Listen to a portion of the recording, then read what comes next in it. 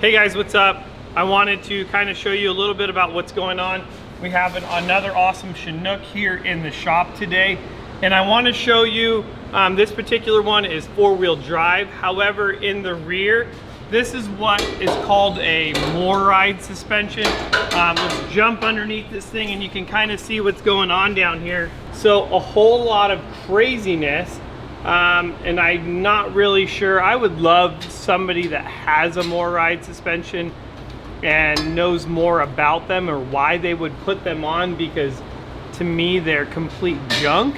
However, if you didn't have the ability or option to maybe do a custom spring, this would be a less expensive alternative to what's going on here.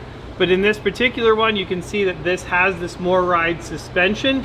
And then as well, you're gonna see that it also has a giant 4-inch blocks in here, and somebody has also added leaf springs to the pack in order to attempt to get this vehicle to sit higher, all of which have failed. And also the ride quality in this is not good at all. So let me show you what we're going to do in here.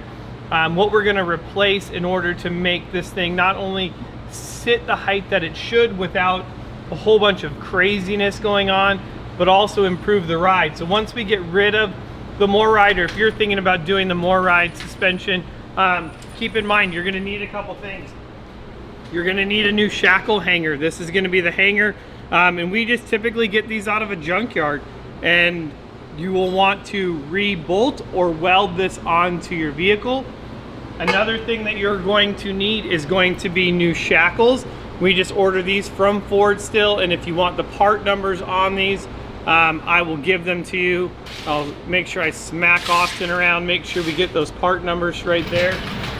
In addition to that, you're also, don't forget the hardware. You're gonna need new nuts for it. And then also, this box hasn't even been opened yet. We'll do that because I screw up the part number. There it is. Another part number right there. And these are going to be the two bolts, because you will need two bolts that are going to hold the leaf springs on. So you're going to need bolts. These are going to hold, these are going to be both for your shackle and for your springs. So this box has 4 in them. Remember, when you put these together, that these always are going to go opposites. You don't want the head of the bolt. So if this is the top side of it, it's actually, you're going to want the head of the bolt towards the frame. That way this right here does not, I got this all backwards in here. I grabbed the wrong one. I had a 50% chance of this. So let's just look at this. We're on the driver's side right here. We're gonna throw that shackle in there. So keep in mind this bolt, so if you stick this in going this way, when this cycles up, you'll see that the tail end of the bolt would hit the shackle, therefore not allowing this to move properly. So when you're installing leaf springs or installing this, you're going to want to make sure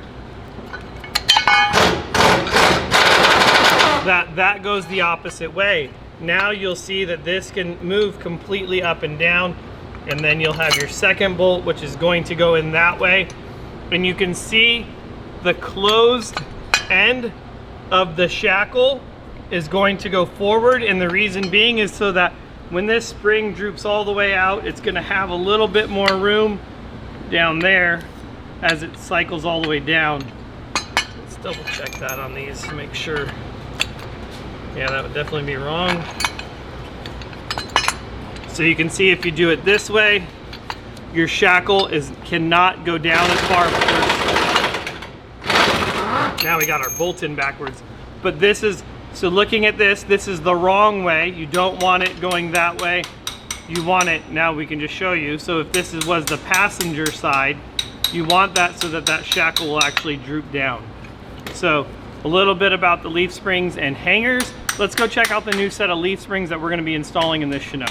All right guys, so these are the springs right here. 1, 2, 3, 4, 5, 6, 7, 8 springs and an overload, that negative overload to help you with your towing capacity.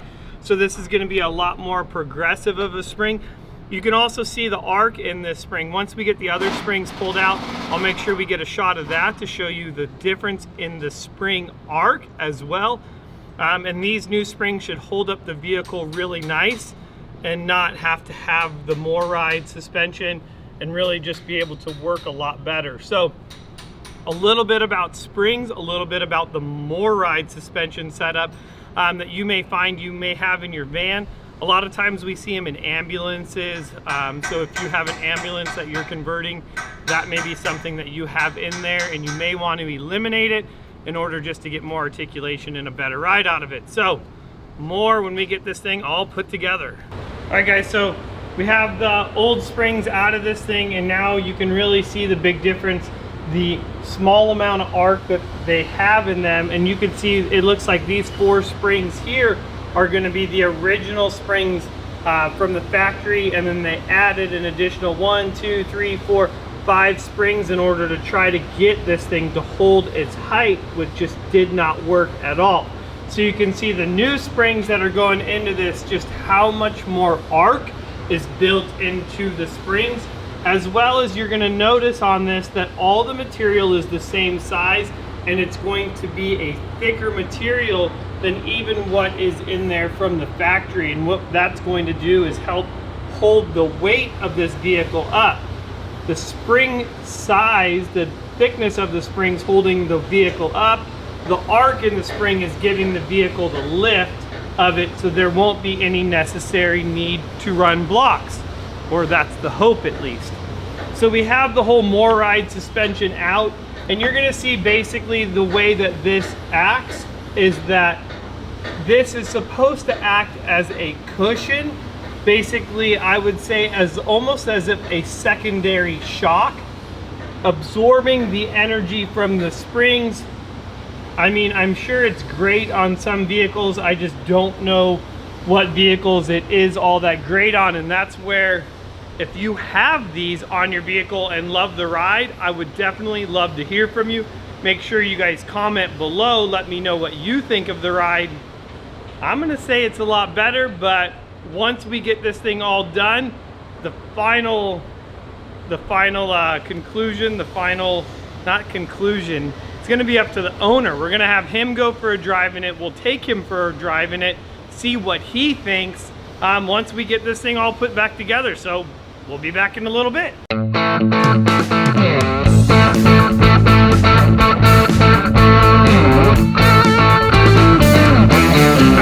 I'll show you guys the front of this too, because this is a 4-wheel drive Chinook. So if you're thinking about adding 4-wheel drive to your Chinook, and Advanced 4-wheel drive did the 4-wheel drive conversion in the front of this.